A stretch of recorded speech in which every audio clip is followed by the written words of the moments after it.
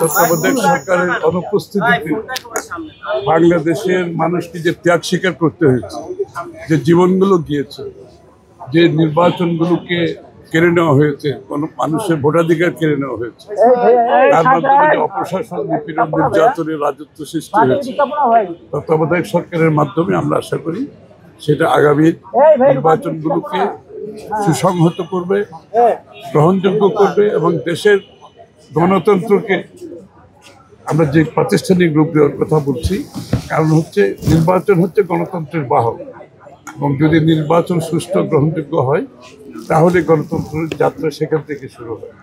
এবং আশা করছি বিশেষ করে এমন একটি সময় আমরা একটা নির্বাচনের এখন সম্মুখীন, এই নির্বাচনকে সামনে রেখে যদিও বা এই নির্বাচনের জন্য সেটা প্রযোজ্য নয়, তবে এটা একটা সিগন্যাল যে আগামীর অন্তত দিনগুলোতে নির্বাচনগুলো সুষ্ঠু হবে, গ্রহণযোগ্য হবে, বাংলাদেশের মানুষ তাদের ভোটাধিকার প্রয়োগ করতে পারবে, তাদের প্রতিনিধি নির্বাচিত করতে পারবে, তাদের নির্বাচিত সরকার দেখবে। নির্বাচিত সরকারের অনুপস্থিতিতে দেশ কি কোন জায়গায় যেতে পারে, কত বেশি ক্ষতিগ্রস্ত হতে পারে সেটা বিগত দিনেও দেখেছি। এখন বর্তমানে একটা অনির্বাচিত সরকার আছে, যদিও বা তারা ওই মানে বিগত স্বৈরাচারের সাথে আমি তুলনা করছি না, বাট অনির্বাচিত সরকার জনগণের ম্যান্ডেট ছাড়া আসলে জনগণের জন্য, জনগণের শক্তি নিয়ে, জনগণের ওই কী বলে জনগণের ম্যান্ডেট নিয়ে যে এই কাজগুলো করা যত সহজ হয় সেটা কোনো অনির্বাচিত সরকারের পক্ষে। সুতরাং বাংলাদেশের মানুষ একটি নির্বাচিত সরকারের অপেক্ষায় আছে, যেই সরকার তাদের দ্বারা নির্বাচিত হবে, যেই সংসদ তাদের দ্বারা নির্বাচিত হবে এবং যারা তাদের কাছে দায়বদ্ধ থাকবে, জবাব দিয়ে থাকবে। সবচেয়ে বড় কথাটা হচ্ছে এই জায়গায় যে বিগত দিনে সেটা অনুপস্থিত, আজকেও সেটা অনুপস্থিত। সুতরাং একটা নির্বাচনের সুষ্ঠু নির্বাচন সম্ভব এটা কেয়ারটেকার সরকারের মাধ্যমে। এইখানে জাতীয় একটা ঐক্যমত আছে, সবচেয়ে ভালো কথা হচ্ছে সেই জায়গাতে এই ঐক্যমতের মাধ্যমে আমি আগামী গণতন্ত্র বাংলাদেশে আমার মনে হয় একটা নতুন দিগন্তের দিকে আমরা যাচ্ছি। আপনি রাজনীতিতে ভিন্ন মত ছাড়া কি রাজনীতি হবে না, ভিন্ন মত থাকবে। তারপরে এটা তো মূল বিষয়টা তত্ত্বাবধায়ক সরকার ফেরত এসেছে এবং এটা আমরা কীভাবে গঠন করবো সেটা আলাপ আলোচনার মাধ্যমে করা সম্ভব। আমরা বিগত দিনে অনেকগুলো নির্বাচন করেছি এবং সেখানেও আমাদের সরকার গঠন হয়েছে, নির্বাচনগুলো ভালো হয়েছে, গ্রহণযোগ্য হয়েছে, প্রশ্নবিদ্ধ হয় নাই। সেটা আমরা আবারও করতে পারবো, এটা তো আবিষ্কার করার কিছু না, আমরা করেছি, সফলভাবে করেছি বিগত দিন, সামনে আবার করতে পারবো। এখানে তো বিষয়টা খুবই সহজ, এটা নিরপেক্ষ সরকারের কথা বলা হচ্ছে।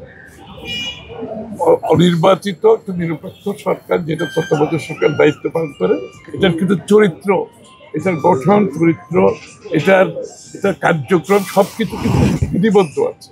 সুতরাং সেটা আমরা বিগত দিনে দেখেছি, তারা ভালোভাবে পারফর্ম করেছে, নির্বাচনগুলো জনগণের মতের প্রতিফলিত হয়েছে ভালোভাবে এবং সেগুলো নিয়ে কোনো বিশেষ প্রশ্ন উঠে নাই।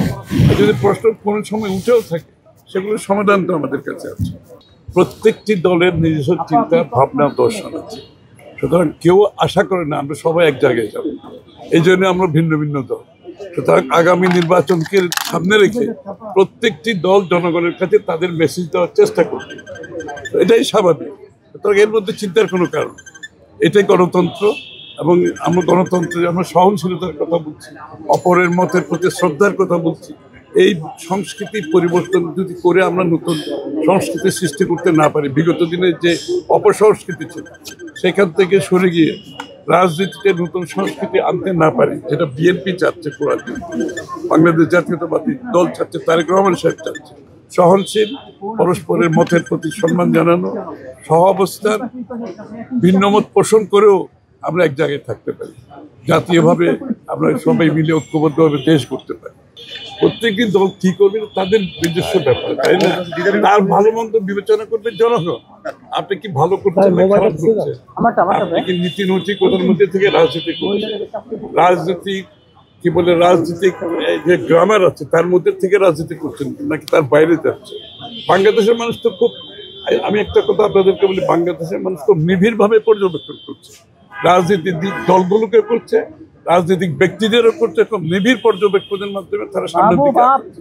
সুতরাং যে সমস্ত রাজনৈতিক দল অরাজনৈতিক, অনৈতিক এবং গণতন্ত্রের গ্রামারের বাইরে গিয়ে কাজ করবে, তার দায়িত্ব তাদেরকে নিতে হবে।